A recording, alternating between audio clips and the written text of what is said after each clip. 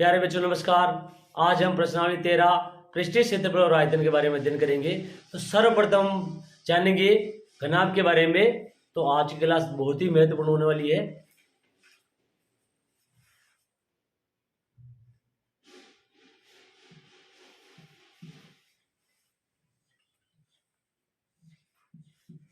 घनाभ देखिए, घनाभ किस प्रकार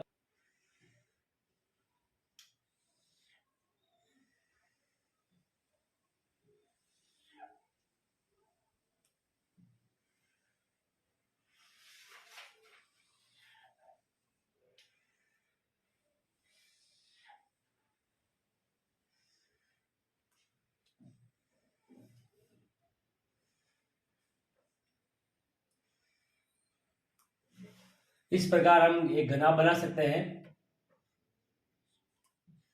ये लंबाई है,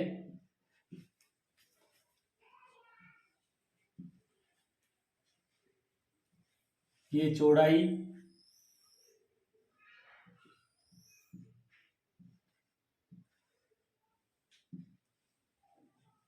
और ये ऊंचाई।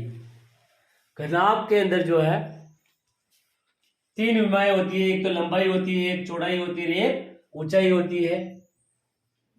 घनाभ का प्रत्येक फलक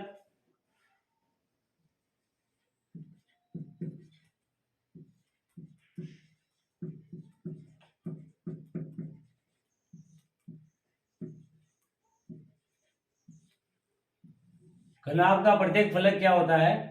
एक आयत होता है।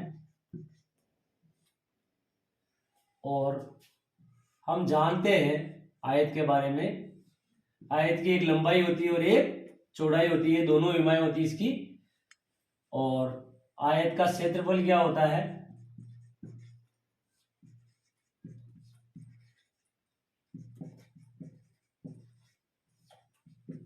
लंबाई इंटू चौड़ाई। अब हम बात करते हैं घनाभ की। तो घनाभ का संपूर्ण पृष्ठीय क्षेत्रफल क्या होगा?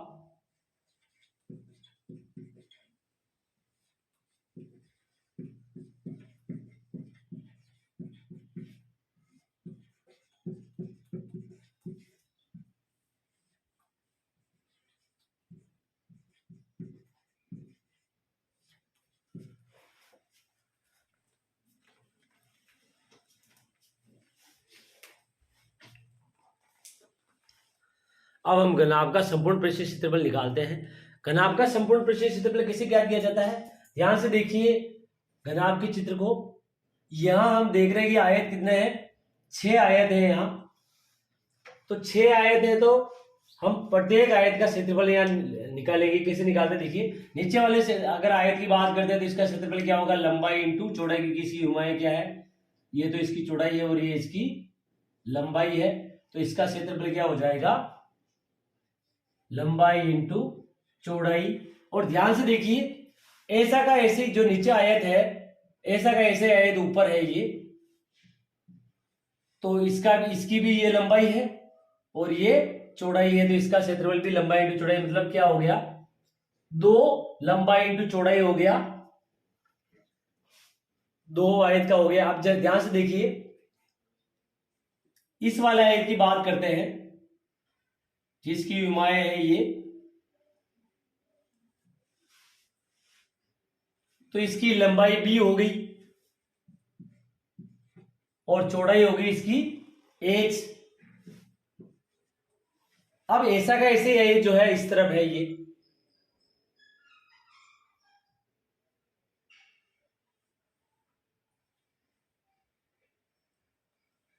तो इसका क्षेत्रफल और इसका क्षेत्रफल क्या हो जाएगा?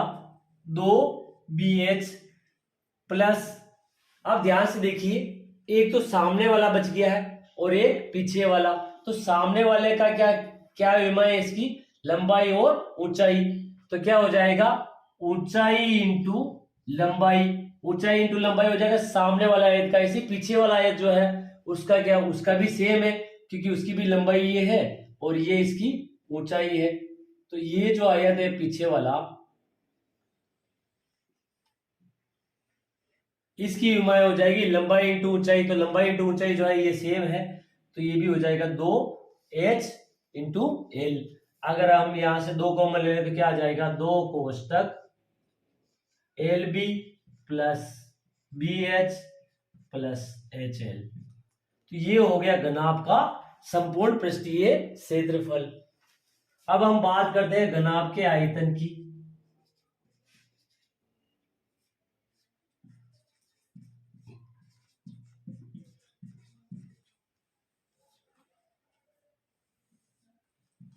घनाभ का आयतन कैसे निकल जाता है?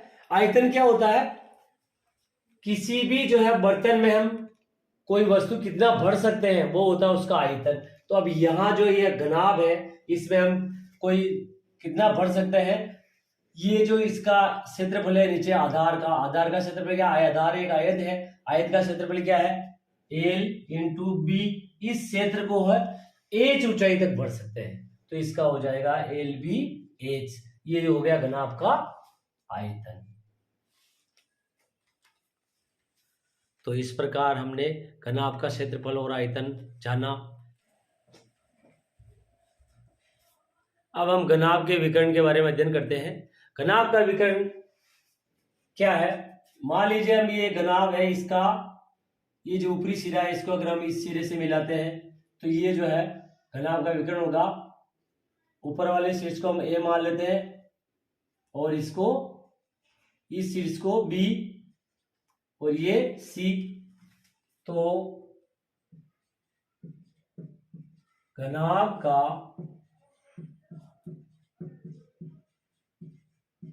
विकर्ण क्या होगा, AC। अब इस AC विकर्ण को निकालने के लिए क्या करेंगे, इस आधार वाले आयत का विकर्ण खींचेंगे।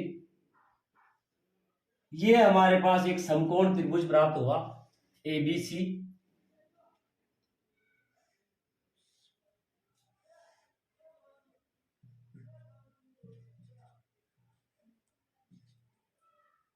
जिसमें AB क्या है, H है, और BC हमारे को ज्ञात करना पड़ेगा। और AC भी जो है, AC क्या है हमारे घनाभ का विकर्ण। तो BC ज्ञात करने के लिए सर्वप्रथम हम देखते हैं इस आधार वाले आयत के बारे में। ये आधार वाला आयत है,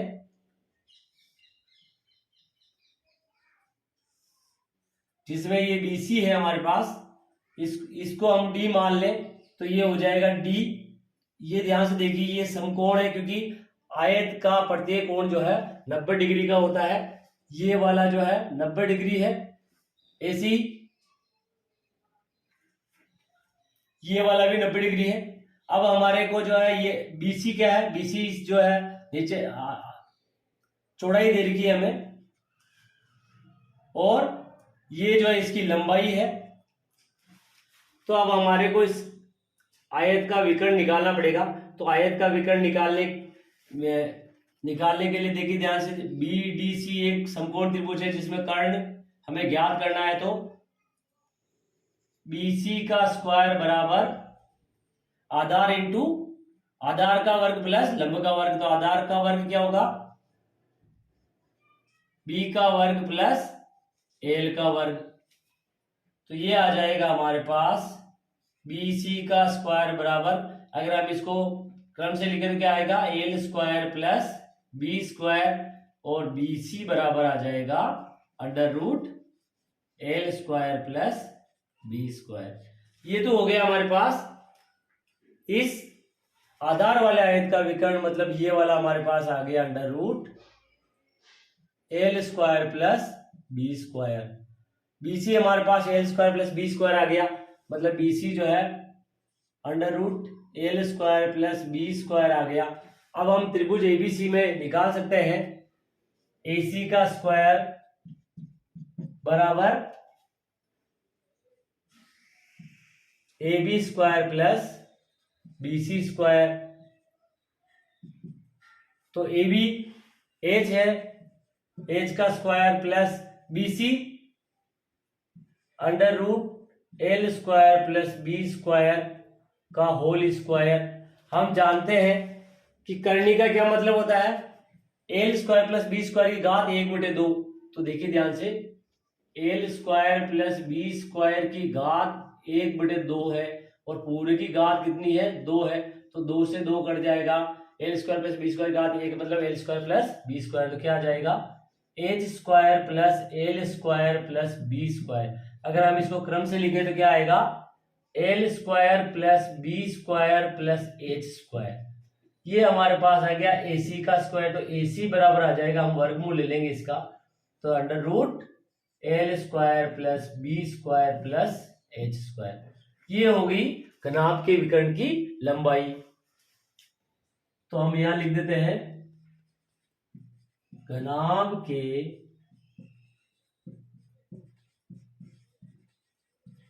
विकर्ण की लंबाई AC बराबर under root L square plus B square plus H square. इस प्रकार हम घनाभ के विकर्ण की लंबाई कैसे निकाली गई ये बता सकते हैं। अब हम घन के बारे में जानेंगे कि घन क्या होता है।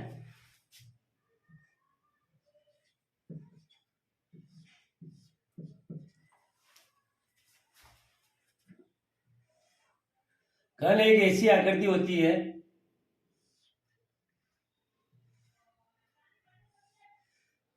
जिसका प्रत्येक फलक एक वर्ग होता है।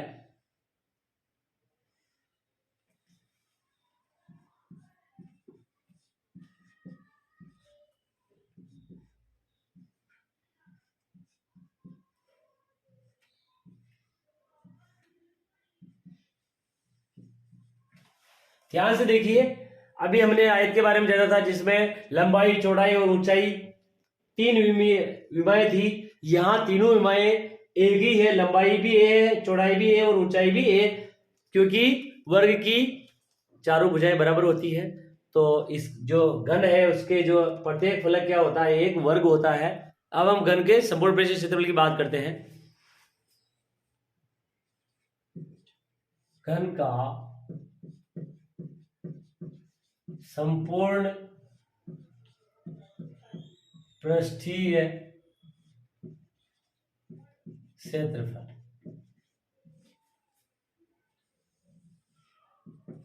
ध्यान से देखिए, घन का प्रत्येक फलक क्या होता है एक वर्ग होता है। तो देखिए ये वर्ग है जिसकी भुजा A है,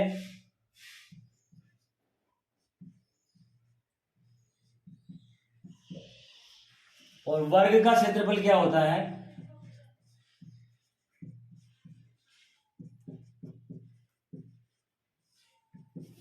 भुजा इंटू भुजा।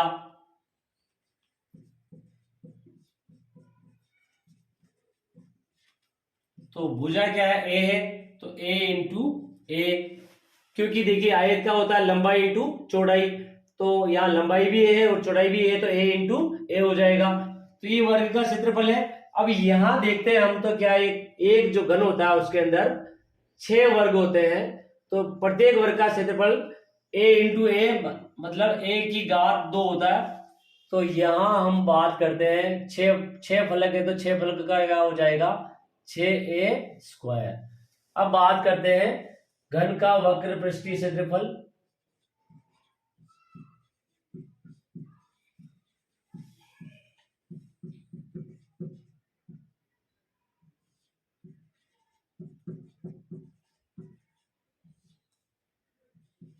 घन का वक्र पृष्ठीय क्षेत्रफल क्या होता है,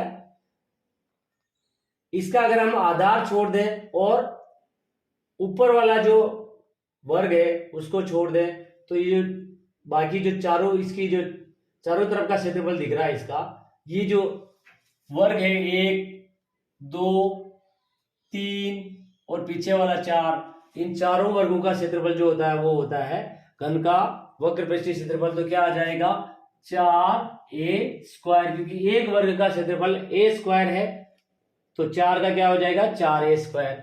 अब हम बात करते हैं घन के आयतन की।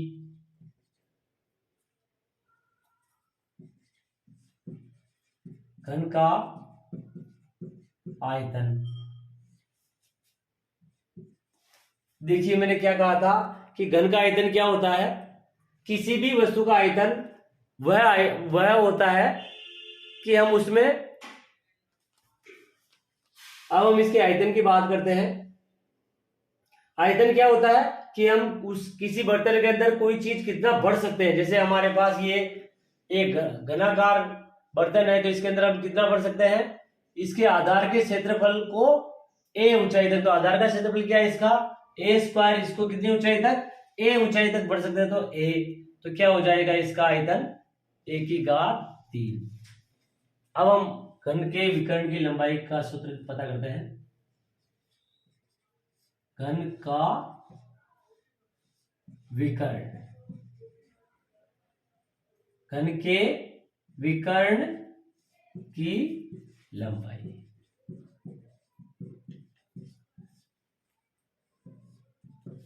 ध्यान से देखिए, अभी हमने घनाभ के विकर्ण की लंबाई निकाली थी, क्या आई थी, L square plus B square plus H square, root के अंदर L square plus B square plus H square आया था। यहां बात करते हैं हम घन की, तो घन में क्या होता है, एल बी जो है ए है, तो ए स्क्वायर प्लस बी भी ए है, तो ए स्क्वायर प्लस एच भी ए है, तो ए स्क्वायर, तो ये क्या आ जाएगा, ए स्क्वायर ए स्क्वायर ए स्क्वायर, तो क्या आ गया 3 ए स्क्वायर, ए स्क्वायर का ए बाहर आ जाएगा, तो ए रूट 3 क्या हो गया, घन के विकर्ण की लंबाई।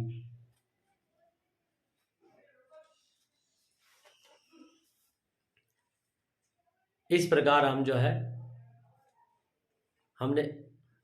इस प्रकार हमने घन के बारे में जाना कि घन का जो है संपूर्ण पृष्ठीय क्षेत्रफल क्या होता है, विकर्ण की लंबाई क्या होती है, और वक्र पृष्ठीय क्षेत्रफल क्या होता है, और आयतन क्या होता है। अब हम इससे बेहतर ढंग से समझने के लिए प्रश्नावली 13.1 के सवालों को हल करेंगे।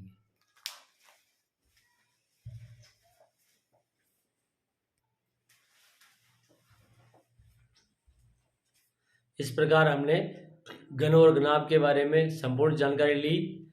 अब हम प्रश्नावली 13.1 का सवाल नंबर 1 हल करेंगे। सवाल नंबर 1 है, 1.5 मीटर लंबा, 1.25 मीटर चौड़ा और 65 सेंटीमीटर गहरा प्लास्टिक का एक डिब्बा बनाया जाना है। इसे ऊपर से खुला रखना है। प्लास्टिक शीट की मोटाई को नगण्य मानते हुए निर्धारित कीजिए कि डिब्बा बनाने के लिए आवश्यक प्लास्टिक शीट का क्षेत्रफल। दूसरा है, इस शीट का मूल्य, यदि 1 मीटर वर्ग शीट का मूल्य 20 रुपए। सर्वप्रथम हम एक डिब्बा बनाते हैं।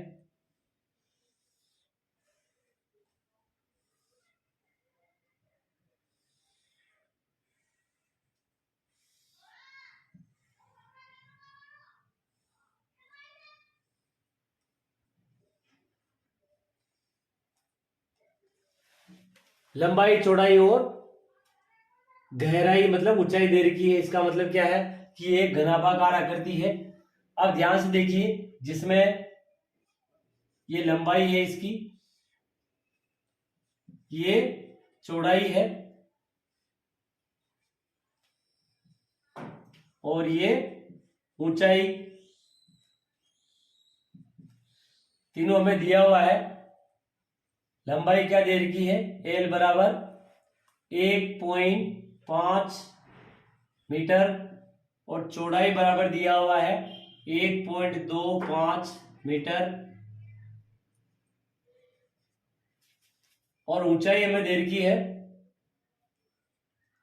65 सेंटीमीटर। इसको हम मीटर में बदल लेंगे तो क्या आ जाएगा, 0.65 मीटर।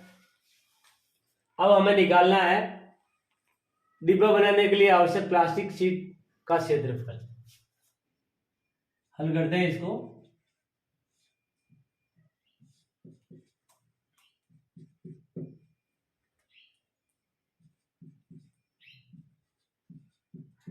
डिब्बा बनाने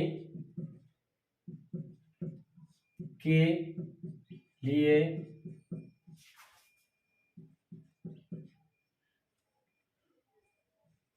आवश्यक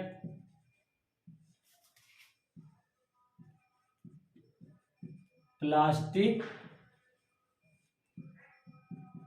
शीट का क्षेत्रफल। क्या होगा, ध्यान से देखिए क्या लिखा हुआ है, इसे ऊपर से खुला रखना है। इसका मतलब ऊपर वाला जो है ये खुला हुआ है, ऊपर का क्षेत्रफल नहीं आएगा, ऊपर वाला जो आयताकार क्षेत्र है वो माइनस हो जाएगा घनाभ के संपूर्ण पृष्ठीय क्षेत्रफल में से। तो घनाभ का संपूर्ण पृष्ठीय क्षेत्रफल होता है 2LB plus 2BH plus 2HL।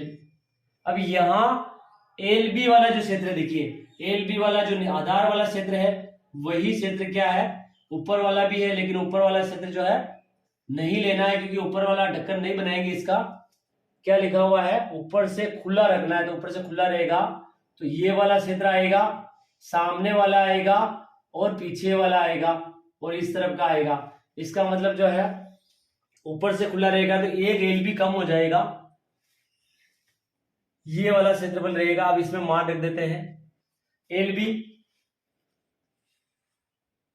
1.5 into 1.25 plus 2BH 2 into 1.25 into H 0.65 plus 2 into BH HL, तो H क्या है 0.65 इंटू L 1.5। आगे हल करते हैं इसको, 15 पंचे 75 का 5 हासिल 7, 15 दूनी 30 और 7 37 का 7 हासिल के 3, 15 का 15 3 18,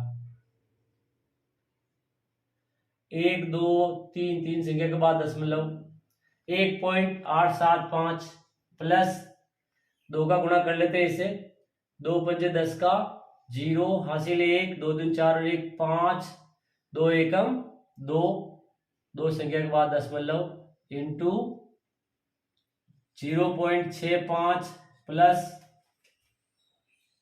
2 पंचे 10 का 0 हासिल 1, 2 छंग 12 और 1 13 का 3, 13 के 13, 2 संख्या के बाद दशमलव इंटू 1.5।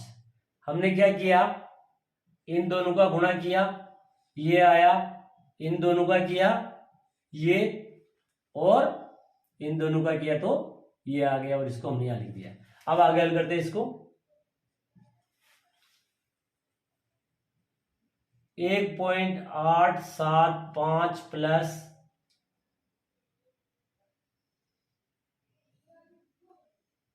25 पंचे 125 का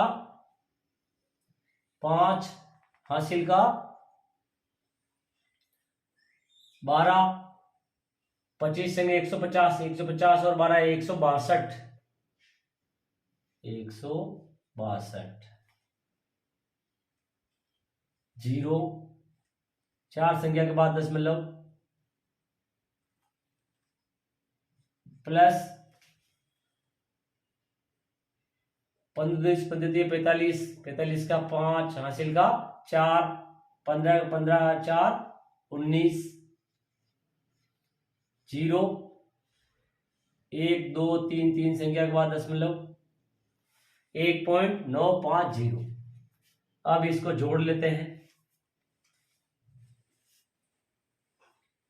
1.875 1.6250 1.950 जोड़ते हैं, 0 का 0, 5 बार 10 का 0 हासिल 1, 7 और 1 8, 8 2 10 10 5 15 का 5 हासिल 1, 8 और 1 9 9 6 15 और 9 24 का 4 हासिल, पॉइंट की जगह पॉइंट हासिल 2 2 और 3 4 5। ये आ गया हमारे पास 5.45 मीटर स्क्वायर। अब हम निकालेंगे इस सीट का मूल्य, इस सीट का मूल्य बराबर सीट का क्षेत्रफल इंटू 20, तो ये आ जाएगा हमारे पास, शीट का क्षेत्रफल कितना है 5.45 इंटू 20, गुणा करते हैं, 0 का 0, 2 पंजे 10 का 0, हासिल 1, 2 चौका 8 और 1 9, 2 पंजे 10,